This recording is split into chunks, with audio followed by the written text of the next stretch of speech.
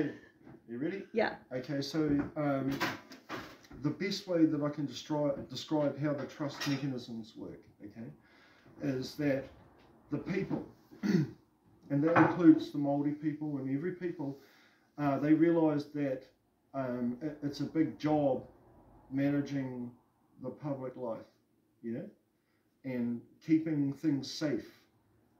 So they, in S, gave the management of that, the fiduciary responsibility of that, to the monarch, right? The Queen. Yeah. And should we establish that the he whakaputanga was between the monarch first? Well, it's always with the monarch. Yeah, but can you timeline it so that people who don't know... Okay, well, I'm just explaining the trusts, and so he whakaputanga... 1835, yeah. Yeah, is an agreement between the monarch and the Maori people, isn't it? Yeah, the Tinorangatira. Yeah. That she would protect us. And allow you to continue on in your way of life. Yeah. Right. And that Tinorangatira were always to maintain mana e te whenua. Right, okay. And so what happened is, in S, not really, but in essence, the management of that was gifted to the Queen. Right? And the Queen said, this is too big a job for me to maintain on my own. So I will create some organisations to help manage that for me. Okay. And so by the will of the Queen, or the monarch, government was created. In 1841. Right. And so that government... Settlers' Parliament. Yeah, it only has the right of... To govern themselves. Yeah, to govern themselves. And to take care of us. That was their job. And to help manage the relationship between the people. You know, because generally what happens is sometimes disputes are very hard to resolve, and so people avail themselves to another worthy of making a decision. And in every culture there was people in that position. Right? So where did it all go wrong? 1986? Yeah, well, that's when it became corporatised. And so what happens was the government, they only have what's called a trust relationship, okay? Because they weren't put there by us. They were put there by the monarch, and the monarch was put there by us. And so there's an indirect relationship between us and them. And so how they gain control is that they have the right to charge a fee for a use, which is called fee simple. So when we apply for the permits, we waive our original right. We become the straw man by applying. So, okay. But as the straw man, we have the right to undo it. Mm-hmm. Okay. So through claim of right. If we all collect together, yeah, we can actually reverse the process. Yeah, because it's out of control. And take the land back. The reason why the government can't give it back is because it wasn't theirs. Mm-hmm. Right? So how can you ask somebody who doesn't own something to give it back to you? So we've got a whole bunch of kupapa working for the government against the people, knowing full well it's harming the people. And this was not the way it was. That was not the original agreement.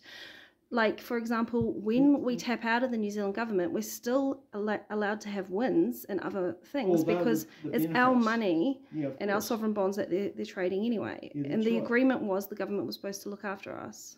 So it was just a management authority. You can, as an individual, you can collect your own money. So you know the Part 13 of the Te Whenua Act, Part 13, allows you full rights, powers and privileges to govern yourself. Yeah, see? And if you look at all common law doctrines, they're the same. Yeah.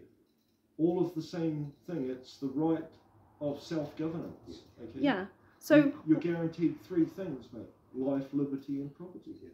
So yesterday we were in court for Petera Hallett, and the Judge McKenzie was determined to sentence him for collecting kai on his own land. Now, everything is so upside down in the court systems at the moment. Well, it's because the trust that the people put together in their capacity as trustees Are abusing their position of power. made other agreements outside of what they did with the people, with the government. They made agreements with the government to become part of that. Which is the best way to dissolve trusts who have become abusive to the people? Well, we're going each trust will have a set of laws, like a statute for the trust.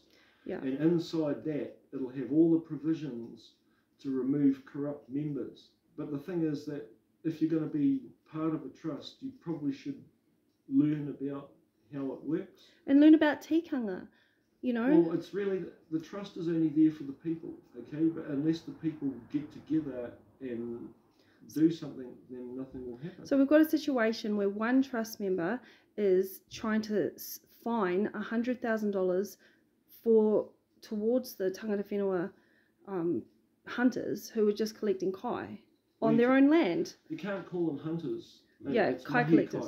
Yeah. Yeah, so they're just doing work to feed the people. Yeah, and they're feeding the trust board members. The whole thing with the hunting thing and the permits is about the sport of it. That's right. Okay. Yeah, and because it's a sport and it's not necessary, yeah, they can charge a permit. Yeah. For those people who want to undertake that activity, the sporting activity. But you know, the gathering of, like, you know, you don't have to have a permit to kill a sheep on your own farm. Yeah. Huh? So why would you have to have a permit to collect kill a kai sheep on your own farm? Because the trust boards, it appears the trust boards are colluding with the police, colluding with security companies, and colluding with the courts. Because how many times have you been into court, Petera, for this? Oh, for this one charge, this will be the 8th time. So, 8th time? Yeah. They're determined to sentence him. And at every time they've delivered documents in an on the day. untimely fashion and prejudiced the case Yeah. by not allowing them proper time to digest the information within it. There are many defences to this whole thing. How many people's lives are affected by this? Because it's not just you, Petera. No, I mean the whole country. This is the way that they are pushing forward Agenda 21 using health and safety and the COVID Act. Okay, that's what they're doing. They're trying to push everybody out of the forests, everybody out of the, you know, that's why they do the 1080. Why do they do the 1080? To poison the environment so you can't trust the food that you get from it. So what we need to do is disempower the trusts, disempower the government, create our own Look, we're going to need people to manage things for us, okay? But also we need people to stand up for themselves. We can't go around. No, this is just part of the awakening. Okay, it's happening at an incredible rate now. You know, like you know this yourself. Almost everybody that we encounter every day knows something about it. Yeah, and every single multi-family we come across has got somebody being harassed by oranga tamariki. And it's insane. Like that. It's not just Māori people. The thing is that we haven't really been encountering many of the other people, but there's as many extreme stories. I haven't met a Pākehā yet that has had problems with oranga tamariki. It's all Māori families. That's only your personal experience. Yeah. Because I know several people, even close to me, that are being harassed in the same way. It depends on the type of children you have, I think. I don't know. Anyway, so is that sufficient? Well, we all know that the black fella, the Māori fella over there has was through whakapapa to the whenua. We're worth more in the system than any other. They're the ones that the people that they want to get rid of, if they want to claim ownership of the land. Well, they're trading on the sovereign bonds. Yeah. Well, that's everybody. They're trading on everyone's sovereign bonds. But it wasn't Pākehā that had sovereigns. It was only Māori that had sovereign bonds. No, they all have them. Everybody has them. Really? Oh, yeah. Okay. You know, they all have sovereign bonds. The thing is that what happens is, because of the nature of the relationship, the government organisations can get additional funding when they have to take care of Māori people. Mm-hmm. Yes.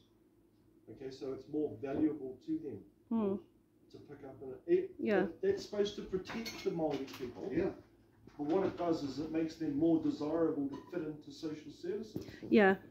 And what's your, like, seriously, if you work for a tamariki, stop.